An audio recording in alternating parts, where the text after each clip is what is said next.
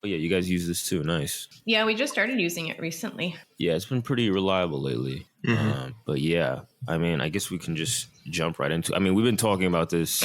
I feel like 2 episodes now. Well, we just talked about it a little bit Sunday, but I'm like talking about it whenever we record now. I'm talking about it with all my friends in real life. Are any of you guys in Canada? No. Oh, No. okay. All right. Oh, that's cool that everyone in America is talking about it. Well, yeah, dude. I haven't heard a lot of people, so I've been trying to be that voice in my area as much as I can. Oh, that's cool. Yeah. it's definitely quiet on the news. I feel like people, I feel like they're trying to avoid talking about it. And then, anytime it's brought up in like our media here, it's very like, what's the word? White supremacists. Yeah, just kind of like resentful or just kind of like, there's just a sort of bitterness about it. But it's kind of amazing. It's amazing to watch. I just read a Slate article that I think said that there was only like 1,000 truckers that showed up or something. Some really low number, which is really funny to me. All paid for by Russia as well. That's what our state broadcaster says. Exactly. I was talking to Alina Lang yesterday because I wanted to get her views on this whole thing. And she's based in Switzerland. And she says that it's not being covered at all in European news. So I think it's interesting. Such a reaction for just a few trucks. Yeah. Those drone cams of, masses of people. Those are all bots down there. Those are all deep fakes. No, that's the FSB fake doing deep fakes. Yeah. Yes, yeah. People have been trying to be like, oh, well, I mean, I guess that protest is pretty big, but like, look at this crowd at the Leafs game. Oh my God. You're like, yeah, if you got that Leafs crowd to be like focused about a couple set of demands, they would be pretty strong and they'd be pretty effective. Yeah. And also like, it's like -30 outside and people are coming from all over. I don't know. It's just not a comparable situation for obviously on a lot of fronts, but they're like, well, that's not that impressive. Yeah, and they try to downplay it while also like putting out articles that are like declaring states of emergency and saying like we're losing control of the city, they're blockading us in, but it's not that big of a protest. It's a very fringe minority. Right. Yeah, the reaction from the Ottawa residents and the city of Ottawa has just been like hysterical.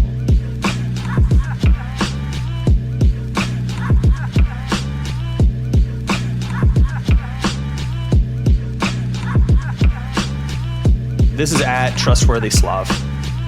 This is at Incognito, COH. CRK, Black.com, build. This is the Fed Post.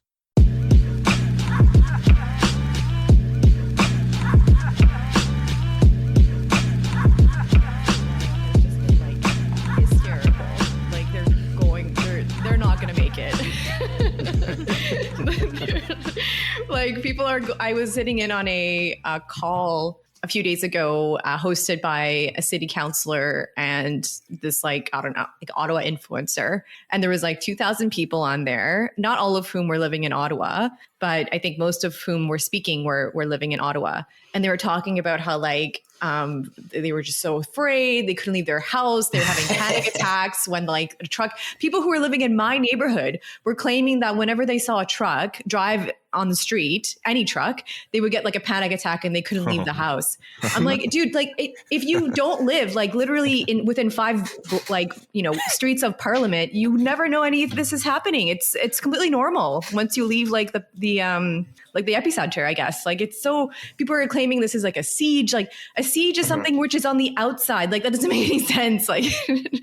Like an occupation. Yeah. Oh, anyways, someone actually called to. They were like, we need to take arms against these truckers. Holy shit, militias. That's like I remember I saw some post, I think that PsyOp Resistor posted yesterday. Yeah, it was just this random lib being like, we should carpet bomb all of the trucks. Iraq and Kuwait shit. Yeah. It's like a picture from the Gulf War of just thousands of lives lost.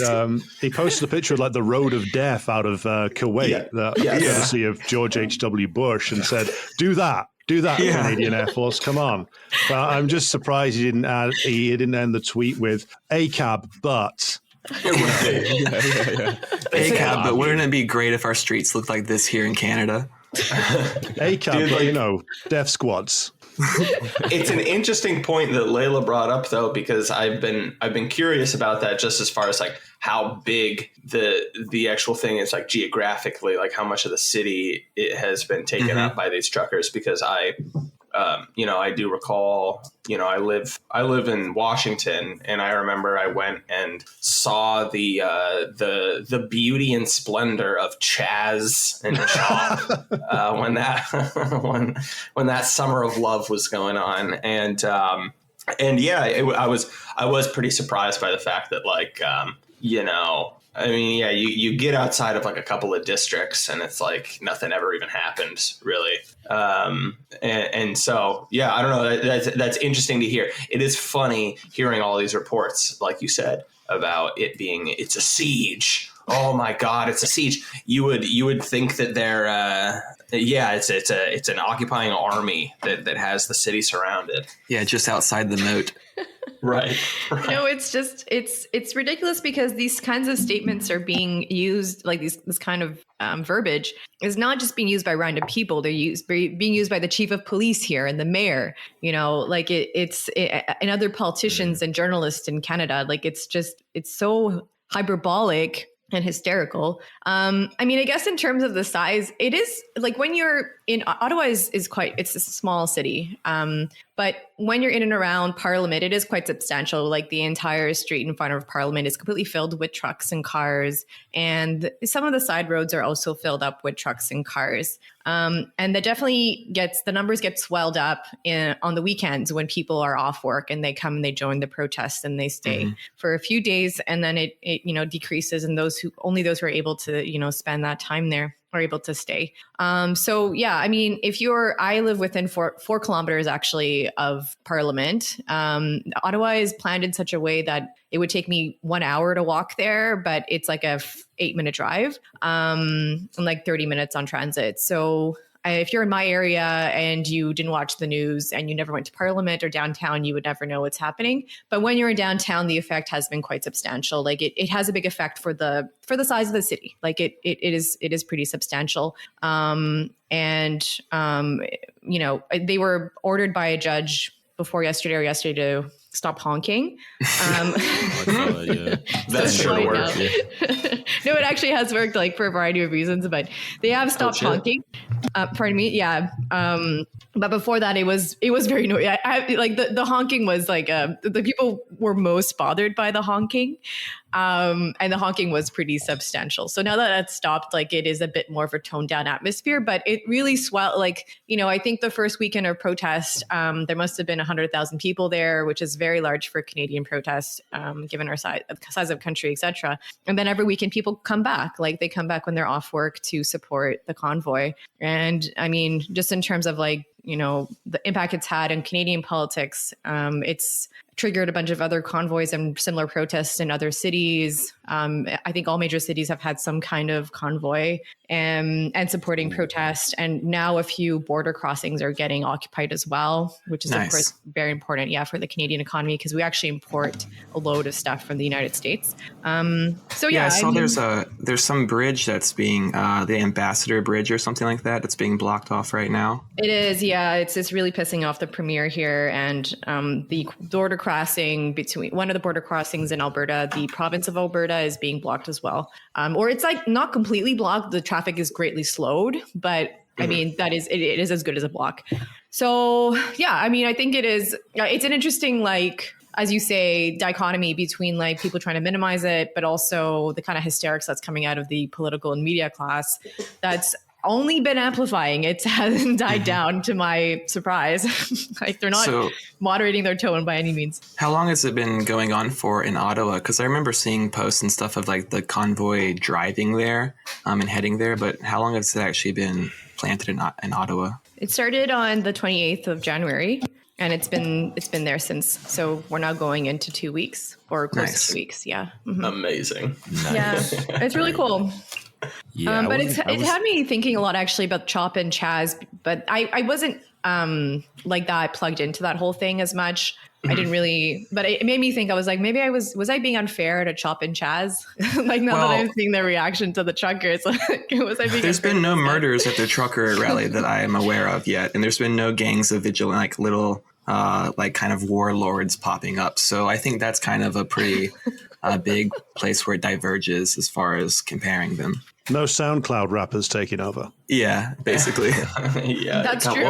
What was that guy's name? Who knows? Man, I can't even. It's a distant memory now. Yeah, I don't know. I went a couple of times and like just took some. I'm into videography and stuff, and I took some videos, and I mean, it was a fucking mess, man. I mean, I remember the big thing for me, because I was a little on the fence about it in the beginning, and I think the big thing for me was like showing up, seeing some stuff, and then like coming back that night and seeing like the night after I had been there later that day was when like that teenager got shot in the head execution style, and it was a whole fucking thing, and there was kind of a general, it was a whole mess. Hopefully nothing like that happens with this. I'm not really getting the sense that that's really something that's likely to happen, but, I think the CHAZ like occupation was a lot darker internally as far as like what was going on. One of the big things is just that I see right out of the gate, because you could walk around CHAZ and you could see like little info stuff posted up places, right? And that's like the first thing I go to look at, right? Like, well, what are the demands? What's the whole point of this, right? Yeah. I want to check it out, right? Because I'm sympathetic by default. And it was all stuff on racial lines that was stuff that just wasn't even really like intangible. Like you couldn't really have a benchmark for success for the demands. Yes. Yeah, exactly. I like to kind of emphasize just like it just wasn't, none of it's really particularly quantifiable. Yeah. Interesting. And a lot of it was really, it's funny, I'm going into CHAZ way more than I expected to, but a lot of it was a lot more like kind of liberal symbolism kind of stuff. And the thing that I'm so encouraged with this is that, like, I mean, everything about this is tangible. You know what I mean? Like, there's bargaining power here. Yep. And yeah, I mean, I don't know. The most striking thing that I saw at CHAZ was like a guy in a suit of like armor walking around. That was pretty cool. Like chainmail? Like literally plate mail. Nice, at night. Bro. It was pretty sick. He took a picture with me. I liked that. There were like several burned out cars. Nice. Kind of felt like walking around some sort of post-apocalyptic video game or something. Yeah, I also got my personal pictures of the little indigenous person's garden there before that blew up online. You hang them on your fridge. Oh man, no, man. It was a hoot, but yeah, I'm very. This feels like what I wanted. Yes, that whole summer to be. You know, it feels like there's, as far as I'm aware, it seems like there's just like a couple of pretty clear and material demands from the truckers, like no more mandates, and you take away these laws that are not letting us cross provincial lines and such, which seems a lot more easy to meet and wrap my head around than like broad, just like ideological directives. But that may not be exactly the case. What do you guys know more specifically what their demands are as a whole? Yeah, they do have I wouldn't say that this is so like organized in a very disciplined way. The kind of the main organizers that you'll always hear about, those that are, for instance, running the GoFundMe was shut down, but now they have some other platform they're using. They're not actually like, you know, in control, quote unquote, of the situation. They can't like send orders to the truckers, but the truckers are all kind of together. And whenever I talk to any of them, they want something very specific. They want an end to the vaccine mandates, you know, whether that be just for their industry, whether that be for the entire country. And I think to offer a fair criticism, I do think that, so for instance, like the main kind of document where the demands are outlined is something that the main organizers created. It's called a Memorandum of Understanding. And it essentially asks for an ending of all vaccine mandates and most restrictions throughout the country. And a lot of people have criticized them by saying that a lot of this is outside of federal jurisdiction. And they're also kind of, they have this, they're trying to do this weird thing where they want to pressure the Senate and the governor to like pressure the provinces to move on this. And I mean, I think it's true in that sense, like that's jurisdictionally, it would be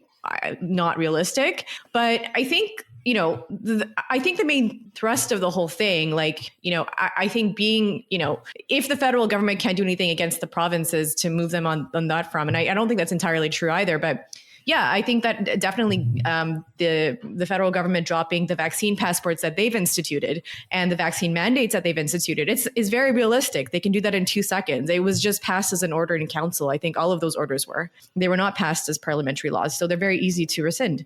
So yes, I think in that sense, yeah, those are they're very specific. It is a relatively specific demand. Like it's only to do with the mandates and only to do with the vaccine passports. And, I think that they're probably advancing a set of demands that are, probably more than what they expect to get. I think a lot of truckers would be satisfied if the federal government at least fulfilled their part of the bargain, so to speak. Like if they were able to drop the mandates on their side of what they're able to do with their jurisdiction, then they would probably go home, right? Or go pressure their provincial heads, or they could be convinced that would be enough to kind of set the ball rolling for the rest of the country, et cetera. So I don't think they're unreasonable in the sense that they're effusive or they're non-precise. Like I think they are precise enough. I do think there is a bit of confusion in terms of like the political kind of how realistically this is politically in terms of the federal government being able to pressure all of the provinces, but maybe not. Like maybe they think, maybe they thought it through otherwise, and they think it is like it would be part of a political analysis, which I've not been privy to. But in terms of like it's not like ending, like something Occupy was kind of berated for was that they were like end inequality. Basically, it was like a general demand that effusive, like it had to do with all facets of society, like the entire world. So no one could ever fulfill such a demand, right? But this is something that could be fulfilled actually by like precise people that I can point to, whether it's at the provincial or federal level. Yeah, that's the thing I think a lot about in terms of comparing to American populism is the demands, like them being tangible, achievable to some degree. I mean, I think that's, like SLAV was saying, I think at the beginning of the 2020 riots, I think we all sort of had this like vague hope, at least, that something might, spin out of it that was actually more real or useful to everyone. But, that quickly just became like a DNC fundraiser and, Jan 6 and Occupy, Tea Party, all sort of the, I think I'm more kind on those things than other people in our sphere because I take it as like a breaking of complacency, which any of that in America is, I view some net good in that. Mm-hmm. So, I'll probably defend it more than other people, even though we all know it's, they've all been redirected and kind of fizzled into nothing. And it's kind of good of us as a temperature check, though, of the general populace. Yeah, that's what I've always thought of it as. And like, whether the truckers get what they want or not, as a temperature check or just as a gauge of like, this is not fringe, that I think that alone is an important thing. And just the determination they've been going. I mean, they've been going for this long. I mean, I didn't expect them to go this long, honestly. I didn't want to say it out loud, but I didn't think they would keep going this long and be this serious about it. So, but I think, that demand thing is really the key thing. And I mean, even with Jan 6, what's their demand to get Trump back in or whatever? Like, you really think about it, it's like the demand is really like, if you don't have a clear thing, it's hard to really, doesn't really matter what you do. You know what I mean? But and it's hard to kind of get support thrown behind it, too, if you don't have a clear goal of what you're trying to do, because it's just like, all right, well, what even is this for? Yep. Mm-hmm. Yep. Mm-hmm. Yeah. This is an interesting thing, right? Because you're talking about like the feasibility of some aspects of the demands and everything. But like one thing that I'm a little bit curious about is like, looking at it from the other side, like what in the fuck is the move for the Canadian government? At this point, how do you get these fucking trucks out of there? And these trucks and these construction vehicles and these tractors and just so much fucking shit, dude. It's insane. I mean, I guess like I don't know any tow companies that are going to want to touch this at all. Well, they're saying I have COVID now, right? It's like, that's what they said. Well, if it works for Justin Trudeau, it can work for tow truck companies. right, exactly. Everyone in the Western world's going to have COVID before long. The only thing I can think about is the army, and that's going to be like this humongous shitstorm that like you have to imagine like Trudeau wants to get out of this with an intact career, which seems like a harder needle to thread than ever. I mean, like, what the fuck is the play there? Do you guys have any thoughts on that? I think that, so in terms of physically getting the trucks out of Ottawa, yes, it's been actually reported in mainstream press that, sources that journalists have spoken to have confirmed that tow companies in Ottawa are refusing to answer the government's call to tow the trucks. Nice. Out of for whatever reason, solidarity, whatever it might be, they've refused so far. Well, and you also have to wonder too. I mean, like that's got to be really bad press for your company to do that with a lot of people. Well, and not to mention, it's just like a Sisyphean task. Like that would just be such a bitch trying to tow those fucking 18-wheelers. Yes, there's another issue too, because yes, it's not just cars and pickup trucks that you would be able to tow them with a regular tow truck. The big trucks, once you lock their wheels, you have to get a bigger truck than them to remove them, right? So it would be a Sisyphean task to remove it, like physically force them to be removed using another, like a tow truck type thing. But what they could do is, and this is what seems to be the momentum towards, is they don't have to, they could call the Canadian Armed Forces, the Army here. There's existing legislative tools for them to do so. They don't need to invoke the Emergencies Act or anything like that. They can do it not too hard, without too much difficulty. But I don't even think that would be necessary. What is rumored that will happen in the next few days potentially is that they're going to call the Royal Mounted Police that we have here, which is the Federal Police Force, RCMP. The Mounties. The Mounties, yeah. And the Mounties are going to surround the truckers and arrest them and get other people to drive the trucks out of where they're currently. So just drive them away, basically. So That's the current thinking. That's what people think is going to happen. And so a bunch of the organizers put out a press release today asking people to come to potentially, get prepared to come to Ottawa to support the protest movement and to stop this from happening. But yeah, no prime minister wants to, be seen to unleash the army against its own civilians. The last two times it happened, it was once with regards to an Indigenous dispute over land in 1990 called the Oka crisis, and it turned out really poorly for the federal government at the time. And then the other time, and the provincial one too. But in that situation, there was like an armed conflict. So like the Indigenous protesters were armed, and the other time that happened in 1970 was the FLQ, which was a Quebecois nationalist organization, had kidnapped two politicians. They had murdered one and they were holding another one hostage. And then at that point, they invoked the War Measures Act, which is the act that used to exist before it was replaced by the Emergencies Act. And then they sent in the army to occupy Quebec City at the time. And I think that did also cause a lot of controversy. Like at the time, we had an NDP party that was a little bit more, I don't know, maybe had a bit more proletarian substance to it, I suppose. And the leader of that, it was, if I'm not mistaken, I think it was Tommy Douglas, the guy who started public health care in Canada. He started in his province first and it spread from there. He condemned that move. And it was actually, interestingly, it was the first time this was done was actually Pierre Elliott Trudeau, so Justin Trudeau's father, who unleashed the army on his own citizens. It's a fun little Easter egg. Yeah, I think there's a lot of interesting historical parallels because, Pierre Elliott Trudeau is also, of course, the man who, under his government, they formulated and instituted the Charter of Rights and Freedoms, which is the thing that the truckers are kind of pointing to as proof that, their demands are valid and within their rights as citizens. There's a lot of interesting first as tragedy, then as farce type things going on, I'd say.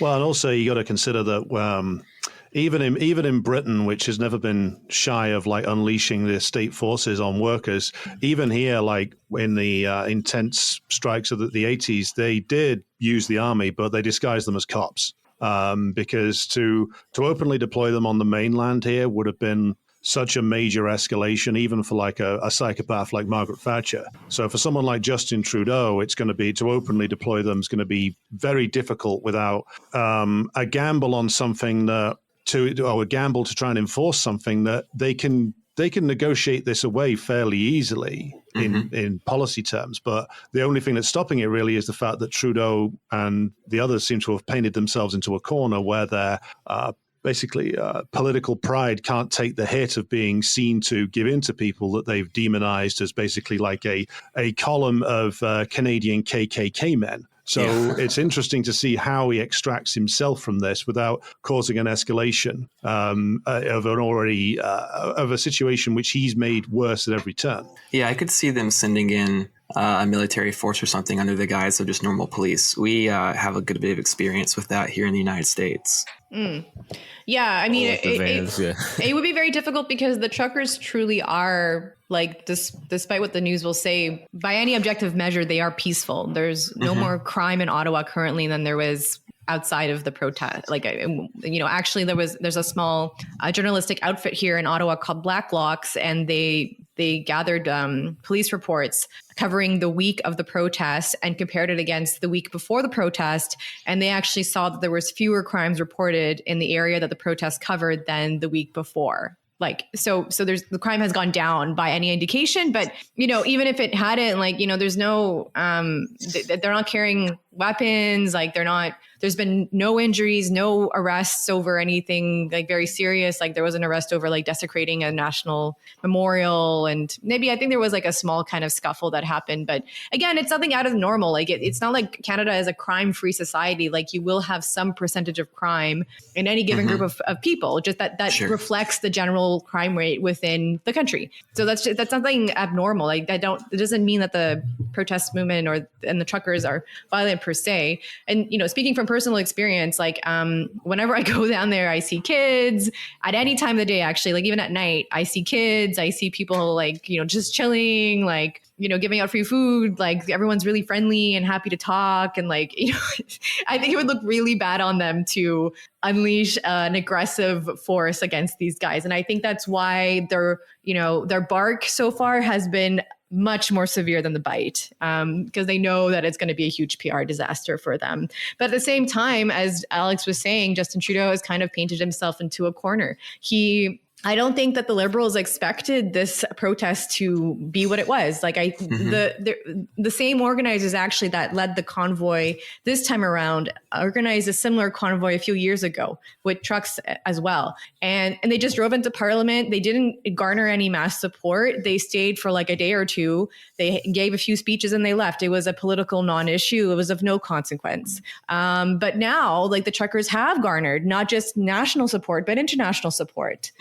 Right. And they are being supported in material ways by people in and outside of Ottawa, bringing them food, bringing them gas, even under threats of arrest. Right. And so, Trudeau didn't see that coming. Like he didn't believe that was, I guess he like read the news that was minimizing the whole thing and, got high on his own supply. And so now he can't really retreat. He's got that COVID confusion. He's got long COVID. Justin Trudeau is suffering from long COVID right now. He looks like Jacinda Ardern at the same time.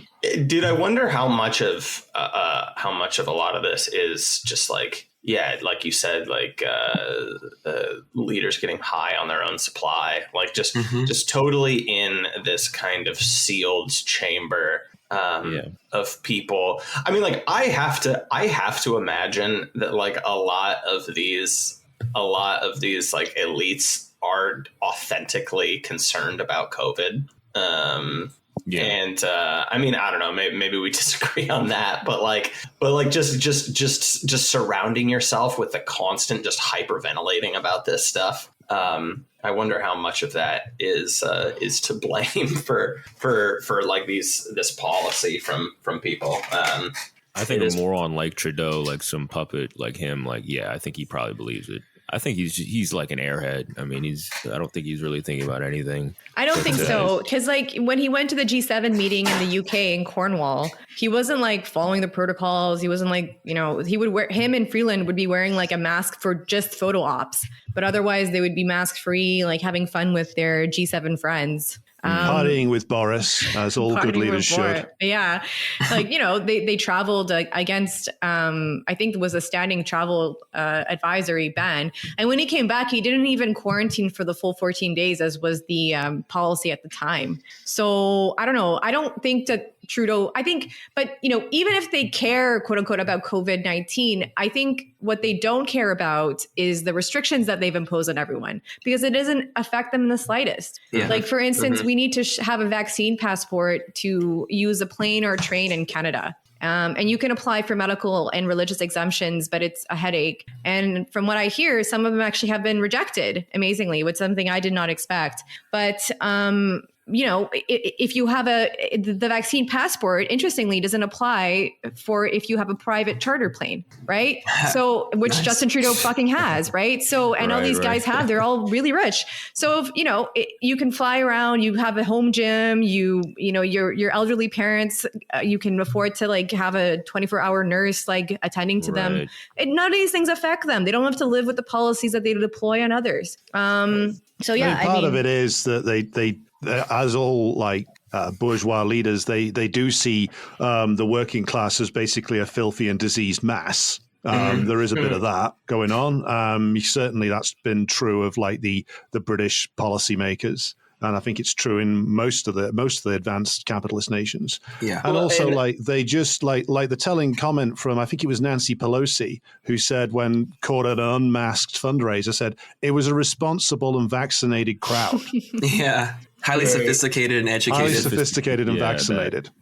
Yeah, I love it. It's and I mean that is one thing that I like about this situation, is that it always that sentiment very easily rises to the surface with like calling people plague rats, or I'm gonna cringe as I say it out loud with my own mouth, but like calling them like the Flu Trucks Clan and just insane shit like that. Which again, it's like boomer libs have like the absolute least fun boomer energy possible. Flu Trucks Clan, are you fucking kidding me? They love that shit. It's like little ad libs for them. Yeah, they're so incredibly excited to have an excuse to call their opponents filthy and unclean now. Oh, they all think it subconsciously, but that's why part of the reason why like these bourgeois types in Britain certainly like loved COVID was because it gave license for them to like exercise all of their class prejudices at once. Yeah, and feel completely fine about it because it was all about public health, and they could feel like, we just care about people, so we want to lock you away somewhere and not allow you out unless it's to, I don't know, deliver my Amazon packages. Yeah, in America, we kind of got a lot of that pre-COVID. They kind of, I feel like, unveiled it just to see if it could get on its legs with the Trump movement and calling them deplorables. And, kind of casting that light on anyone who supported anything that was counter to the agenda of the liberal elite here in America.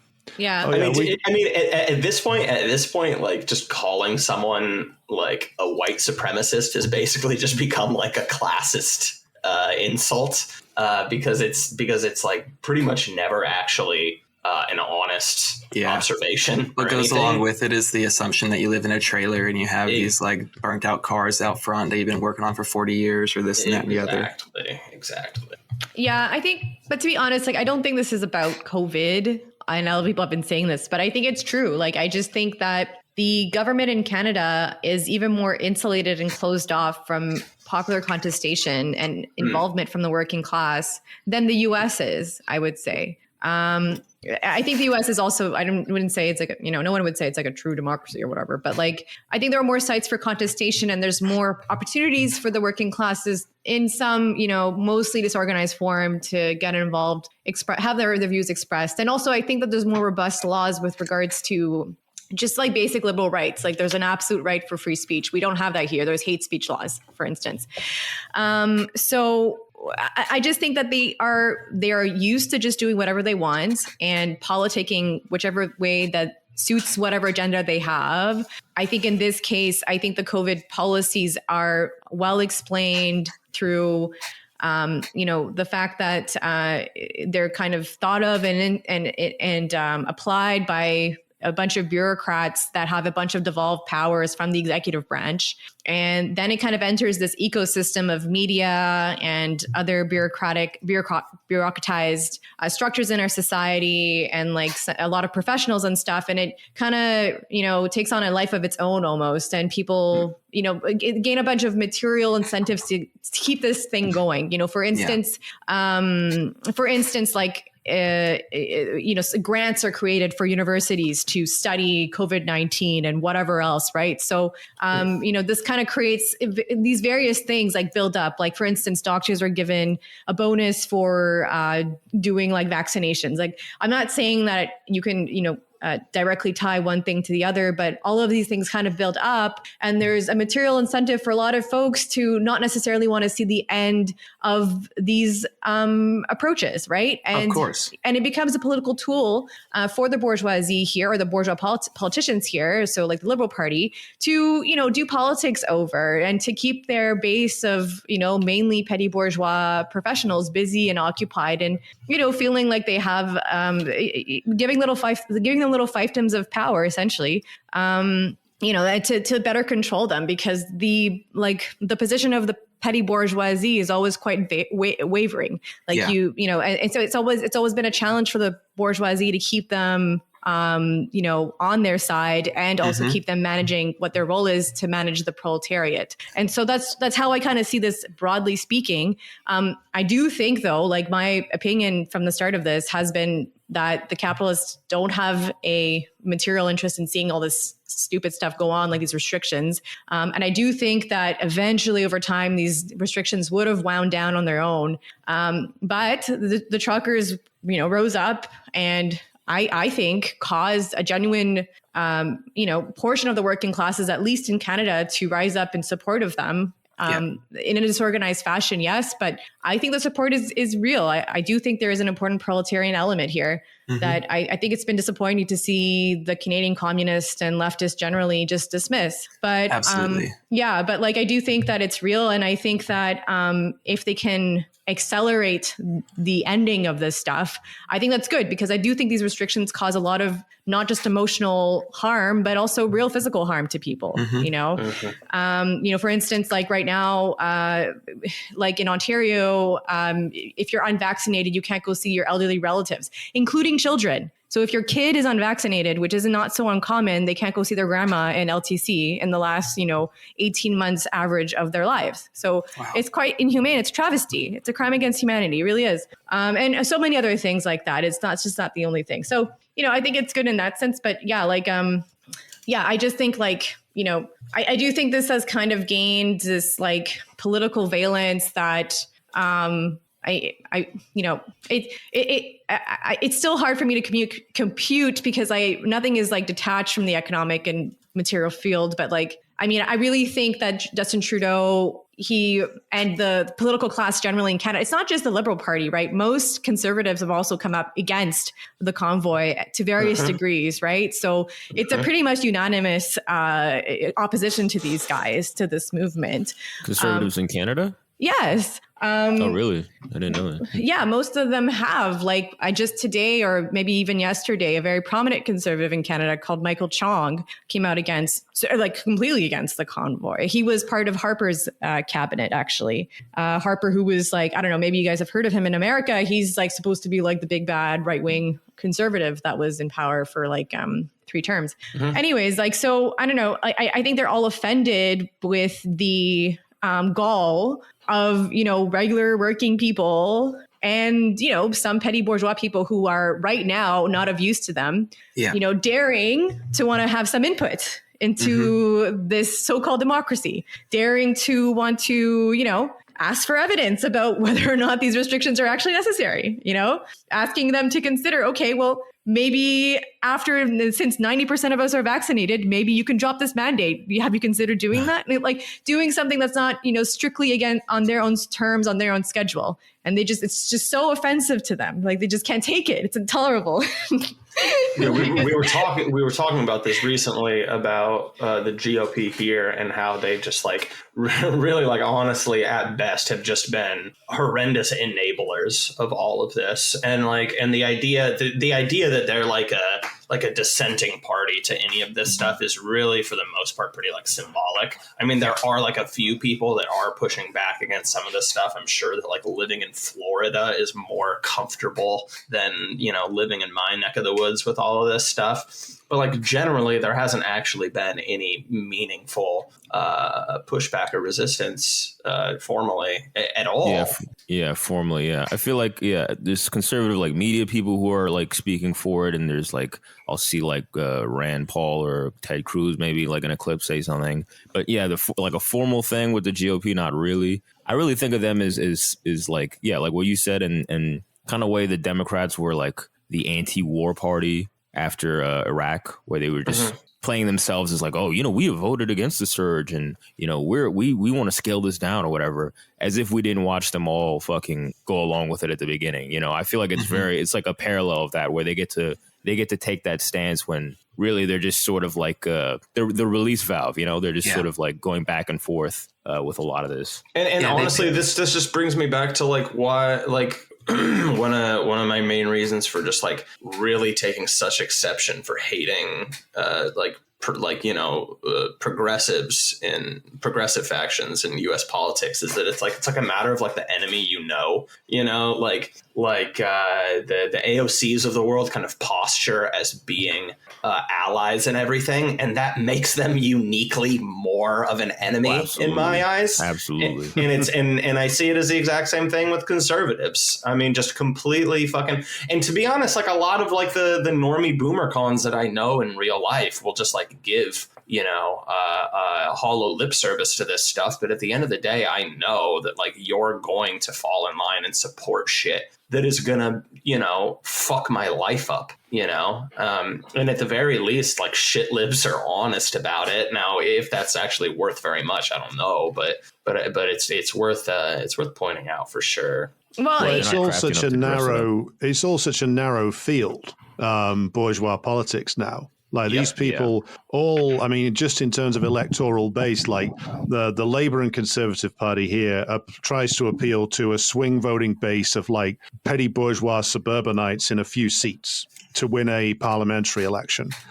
From what I know about America, it's basically even presidential elections come down to like swing neighborhoods in a few states of the same few swing voters. And that's who Biden won last time, if you believe he won. It's who the Republican leadership, like Kevin McCarthy and Mitch McConnell, will be aiming to win back next time, who might be a little bit on the fence about like some of the mandates, but they certainly don't see it as a big issue because it isn't for them. And like it comes down to like the fact that the areas for actual democratic contestation of anything, as Leila was saying, are incredibly small. I mean, here we got most of our restrictions overturned because like the British ruling class weren't truly invested in them from the start. What we had was like a political storm caused partly by Boris Johnson's sheer laziness and ineptitude, but also a real fear here wasn't really COVID. It was that they would be exposed on the lack of health service capacity, which they'd cut relentlessly for over a decade. And they were scared of a political disaster from that. And then these idiot scientists like Neil Ferguson, who's been wrong about every public health situation for 20 years, presented his case and said, look, I've looked at this article from China. If you do this, you'll stop infections and health service won't be overwhelmed. And that's literally how we got a lockdown. An opportunist scientist who had no proof of anything told an idiot prime minister who was scared for his political future, if you do this, you'll be all right. And then eventually what happened was, because there was a protest movement of the small business class that generally votes conservative, it put enough pressure on like conservative backbenchers at a point where Boris Johnson was vulnerable over his being exposed as, apparently having nonstop boozy parties at 10 Downing Street. And so our COVID regime was killed because of an intersection of like a certain amount of pressure from a protest movement put on conservative MPs at a time when Boris needed his backbenchers. And that's what killed it. Whereas in Canada, and Leila can speak further to this, like, first of all, I don't think Justin Trudeau drinks, smokes, or does anything human. At least we've got that. Whereas like Boris does all of those things in abundance. But so far, like, in most places, the ruling parties haven't fractured in a way that ours has, which I guess makes us a little bit more interesting. But the sort of anodyne android figures like Justin Trudeau and Jacinda Ardern, so far they remain absolutely dedicated to this because, as you guys were saying, like these people live in a completely hermetically sealed bubble. There's no outside input whatsoever. And for a lot of them, I think they stopped believing the working class actually existed. I mean, I, for my sins, went through like a political science course 15 years ago, university, and like, everybody laughed. It was good. We all I toned too, yeah. Yeah. And one of the things that struck me there, I was meeting people there who were like from like the couple of classes above me in society, and like the way that they talk, they believed this sort of end of history idea that there was no working class in Britain anymore. You know, everybody was middle class now. These proletarians don't exist. So when they see a bunch of workers, it doesn't compute anymore. They can't process it. It's everything they've been brought up to not believe, and then they just get angry and think, well, it must be, what is it? It's Nazis. I read that on a paper from a think tank. It must be Nazis. There's nothing else but that. Well, that's one of the arguments they're making with the truckers now. They're saying, oh, well, a lot of these guys are they're owners. Mm-hmm. They're contractors and owners. So they're like, you know, they're not really just. But then, you know, people make the point of like, oh, Uber functions like that. Like there's a lot of like contracting jobs in general that are just like kind of a gray area of how much of your own labor you own. Mm-hmm. But they're sort of painting it as, well, you know, because you have some like autonomy over your own truck or whatever, like you're basically like an oil baron or something. That's the point. Like they can do this very sterile class analysis if they want to and paint them as a petty bourgeois truck drivers, and they wouldn't even be entirely wrong in that. Like that may be correct under a class analysis, but that doesn't mean that we shouldn't support them, because from a Marxist frame, which is the people that are doing this mostly to try to distract from this, or purported Marxist and Western leftists all over.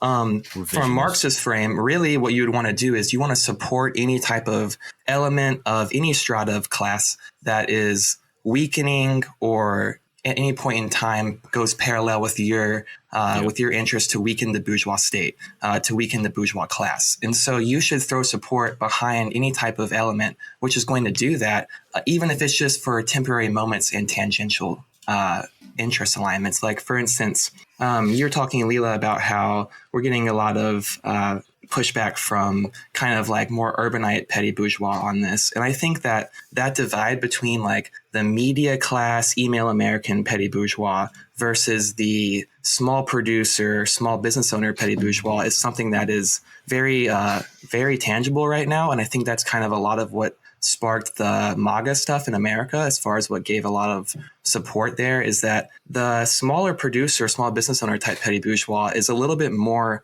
on the chop block right now than the professional elite bourgeois is, petty bourgeois person is. So right now there's a rift within that class. And if you can support the one that is going to be more tangentially in line with the goals of the proletariat, or at least furthering their goals, which includes weakening the bourgeois, then why would you not throw your support behind that? It would be the correct thing to do that.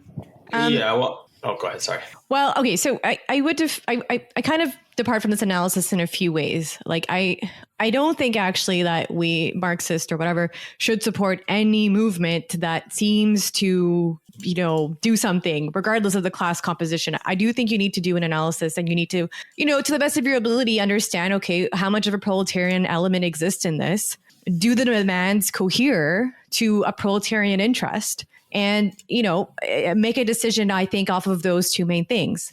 The fact, whether or not the truckers who are parked in front of Parliament right now are petty bourgeois or not, you know, I think is besides the point, because it's not about the individual class position of the people. It's about the movement as a whole. And so let's look at it. Yep. I would agree. I think it's true. This is a petty bourgeois led movement. The leadership is petty bourgeois. That doesn't mean that it's bad just in right away, right? That just means that right away that if the leadership remains that way, the political horizon for this movement is limited. It's not going to be a revolutionary movement. It's not going to, substantially yield a substantial material gain for the working class. Like that's not the horizon available for this movement. Okay. But it doesn't mean, so let's look at the demands. Like, are they relevant to the betterment of the working classes? Like, is freedom of association important for the working class? Is bodily autonomy as against the state and the employer important for the working class? Is freedom of movement, equality under the law, are these things important? I would say yes, absolutely. I think obviously these are important things for the working class. Yeah. So I would, this is another piece of the puzzle. And then finally, it's not just me thinking this. I do think there is genuine proletarian support. And there are some workers, I think that the category of owner operator within the trucking industry is quite complex and ambiguous at times. I wouldn't exclude all of them as workers for that reason. But there are some genuine proletarians that are parked outside in front of Parliament. They lost their jobs because of the mandate, and they're just, they got all of this huge financial support from small donors across the country and physical donations. People are bringing them food and gas, people are walking over to them and offering them anything they need, right? And which enables them to participate in this protest movement. Okay, so who am I as a Marxist to deny the importance of these things to the working class, and then furthermore to deny the real proletarian support that has been thrown behind this movement and this and these truckers, right? Of course it's going to be limited. It's going to be very circumspect, but the demands are modest to begin with, right? The working class in Canada is so disorganized and has been demoralized for decades. This is just a hint of a resurgence. That's it. I don't know why Marxists just go, trip over themselves to stop any flicker of struggle, any flicker of, some kind of movement towards self-determination that the working classes express, even disorganized and confused and messy as it is. It's so annoying to me that I'm not going to be able to at this point in history to make a perfect political position here. No one can. Even my opposition to lockdowns is not if the lockdowns all ended tomorrow, we would still have loads of problems and healthcare system problems, health problems within the proletariat more generally. But it is the best solution that's possible, politically speaking, according to my analysis. And if someone wants to tell me something different, if someone can convince me that there's truly a revolution possible at the precipice here, then go and make that case. But I don't think that's the case. So, I don't know. I think, correct me if I'm wrong, if any of the people who read Marxist and Marx, but it seems to me that in the past, Marxists have indeed thrown their support behind movements that were not necessarily revolutionary at the time, but enabled what is, what I think would really be the best thing to come out of this if the demands were achieved. It's not just demands themselves, that are very modest, actually. If they were fulfilled, it would be, linkages made between different workers, between people of the community more generally. It would be a sense of, accomplishment, of victory that could carry over to more important struggles that may have revolutionary potential. So I don't know, we have to start from somewhere. It's these people are they're ultra leftists or something. I don't know what it is. It's so crazy to me to think that anyone would think that freedom of association, freedom of movement, equality before the law, all these different things that are being infringed upon as a cause of these restrictions are unimportant for the working class. Yeah, I think that's very well said. I take that completely. I agree with all that. I think I may have maybe summarized my point a little bit less clearly. I don't mean necessarily that you should throw your support behind anything that can destabilize, but rather after doing an analysis and you can determine that it would, in fact, further proletarian goals, even tangentially for a moment, you should then support it under that qualification. But the issue is that most of these ultra leftists and such, they would rather try to wait until they can choose to start a revolution under circumstances of their own choosing, which is never, ever, ever, ever, ever going to happen, right? These things don't take place in a vacuum. You can't just put things around on a little chessboard and then you click start and then you go. You know what I mean? You have to take the material conditions as they come. You have to read the different forces and where they have contradictions within society. And you need to exploit those tendencies when you can in order to further your interests. That's just being politically sound. That's just real politic. Yeah, I feel like, I take both your points. I think you guys are, I agree with both because, you know, like Trump, I mean, I supported him because it was like, it's an inter-elite conflict. I mean, he's one of the elite, obviously. No one would deny that. But it's sort of the same thing of what Alex was bringing up about like Boris, you know, I kind of want an incompetent person up there. You know, I kind of have like the opposite reasoning of Richard Spencer. Like I want someone up there to sort of expose it and kind of throw a monkey wrench in there and just sort of make it more transparent as opposed to these like anti-mold bug position.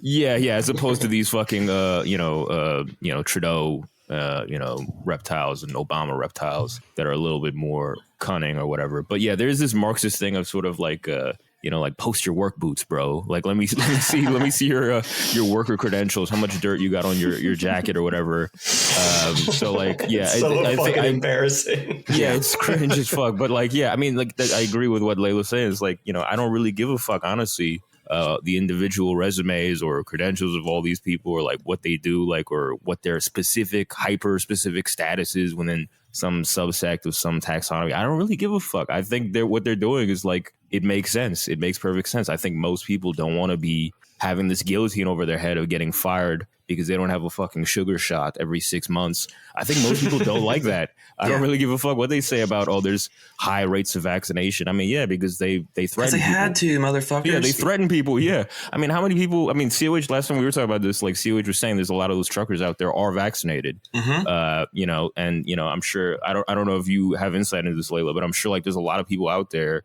that are like joining that are not just truckers or whatever, that are sympathetic, at least, that are like vaccinated people. I'm sure, because it's not, it's just, the mandate is where it's clearly like going over some line. I don't think anyone could deny that. You can't deny it. People across Canada, thousands of people, millions of people have lost their jobs because they thought that their bodily integrity, as against the employer, as against their state, their rational assessment of the situation, whether or not you disagree with it, that was more important than their job. Okay. Like, so for instance, in the province of Quebec, there were so many healthcare workers, nurses and PSWs and things like that were willing to lose their jobs because they didn't get this vaccine, that the province was forced to drop the mandate. They switched it to a test or jab option. Okay. So like, they didn't protest. There was no organized movement to make that happen. They just were ready to lose their jobs, right? And they were ready to go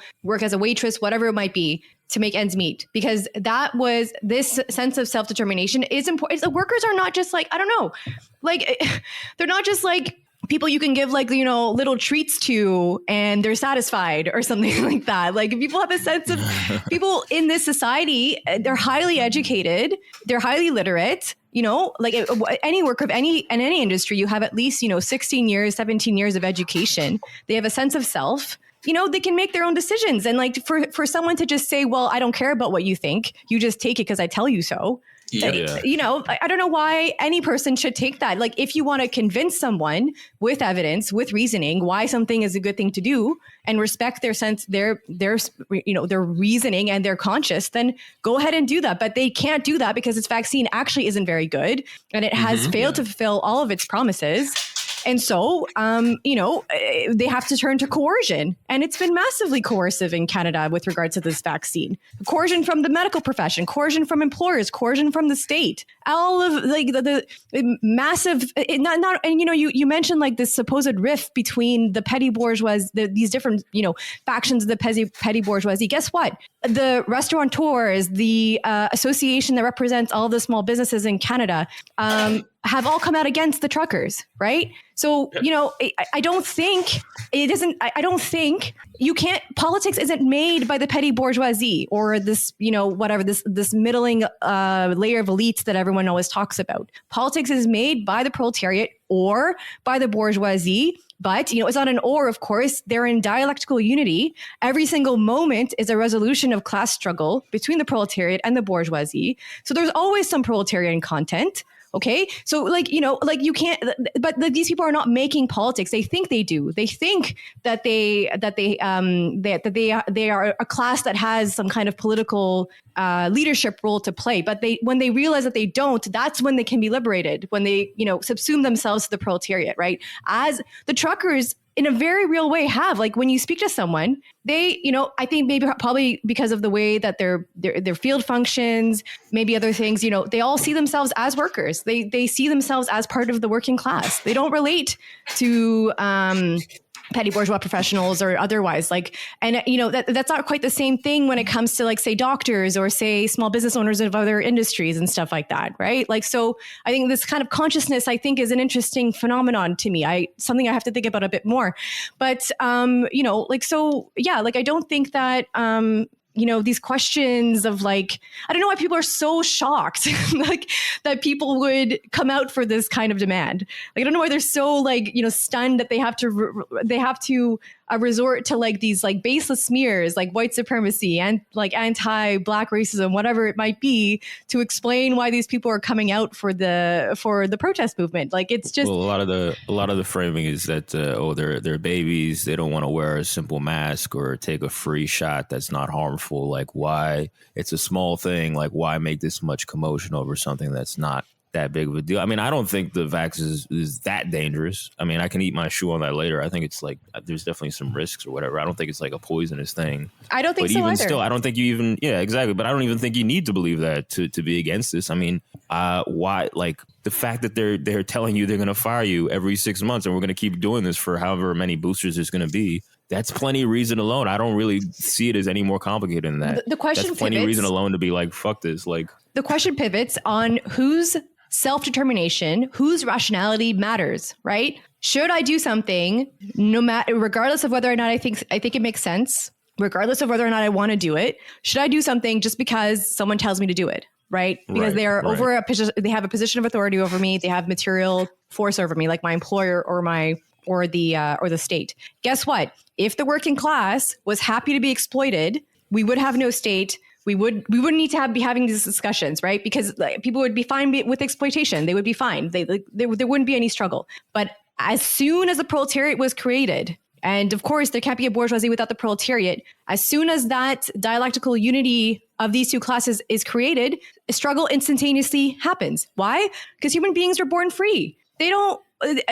They want to be able to make decisions over their own lives, and to be able to control their communities. To, like, I think the notion of freedom that I'm talking about here, it's something beyond the liberal notion, but I think that notion does have some meaning here too. Like, it's just very simple. Like, I don't know, the bourgeoisie takes it very, like, they don't have a problem with being like, well, just do what I say. Like, this is what I think. And in fact, what I think is right, what I think is the science, and what I think is the correct path, it's worth it. They don't have any issues making what are essentially political subjective statements, right? So I don't know why should the proletariat be not allowed to make these statements? There's a reason. It's because they're exploited and they're not in power. So whatever they think doesn't matter.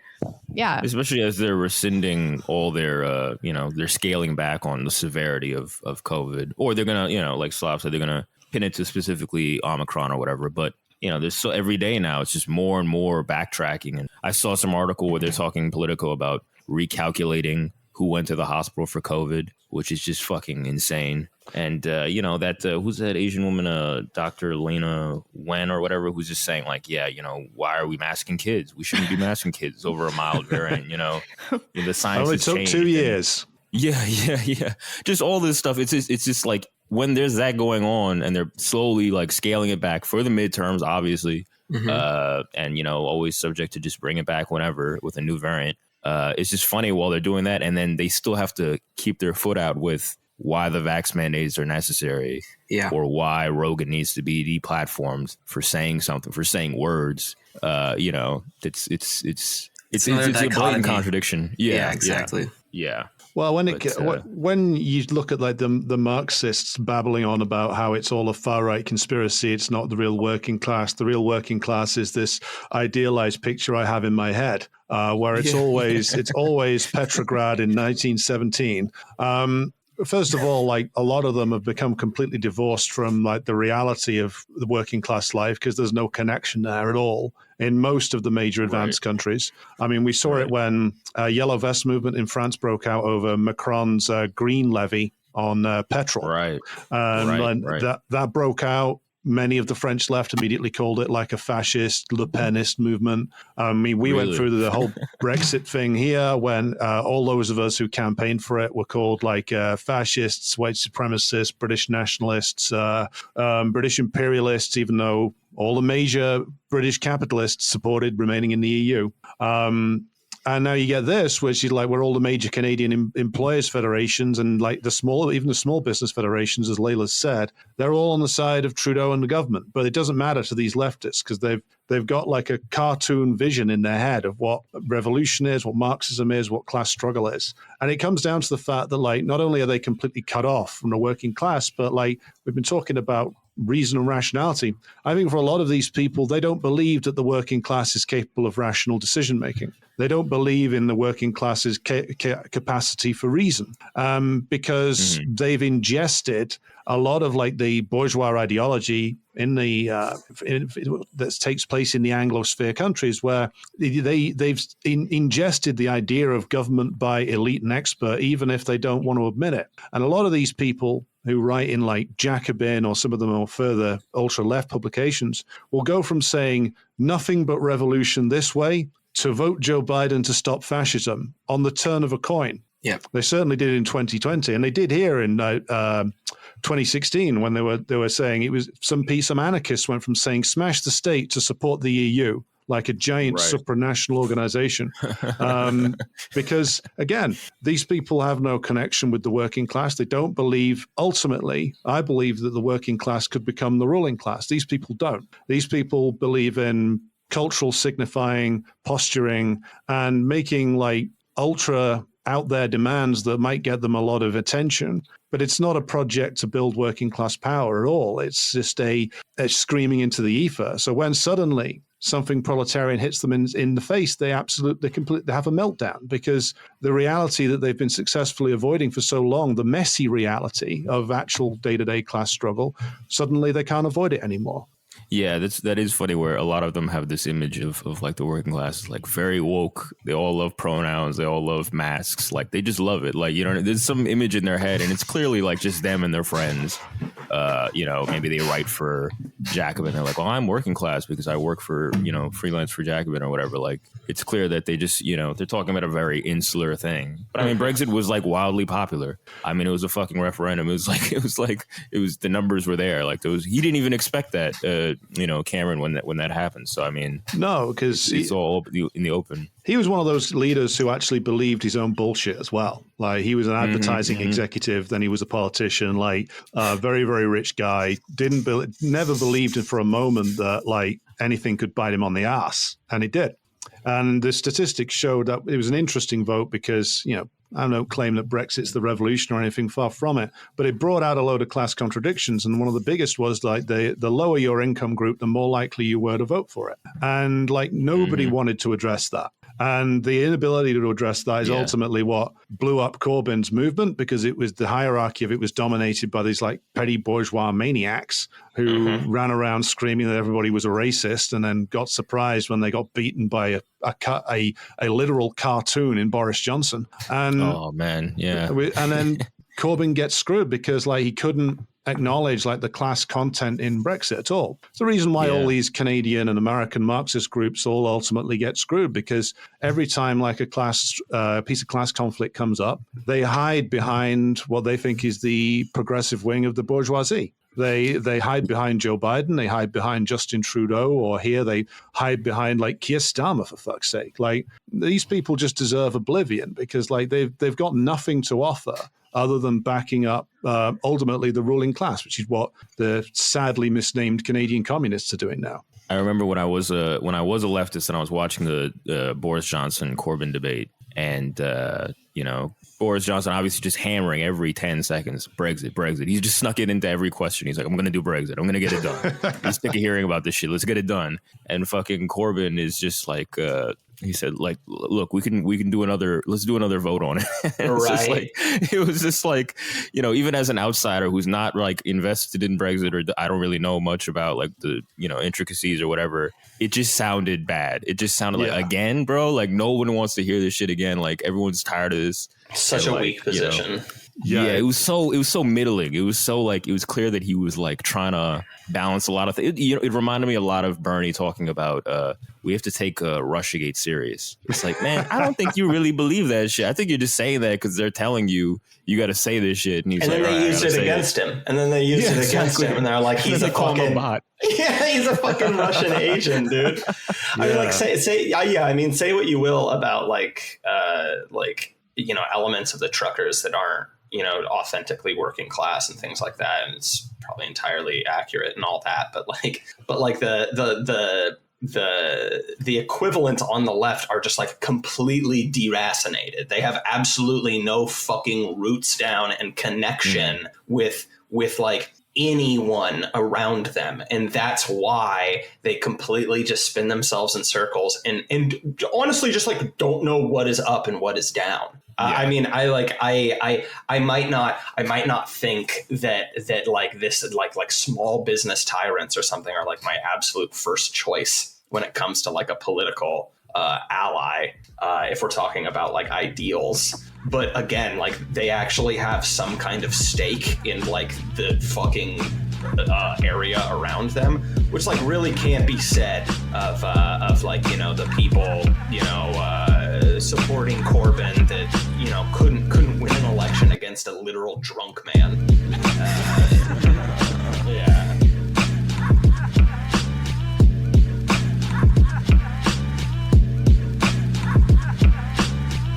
All right, that was part 1 of our episode. If you'd like to listen to part 2, you can find that at patreon.com/fedpost.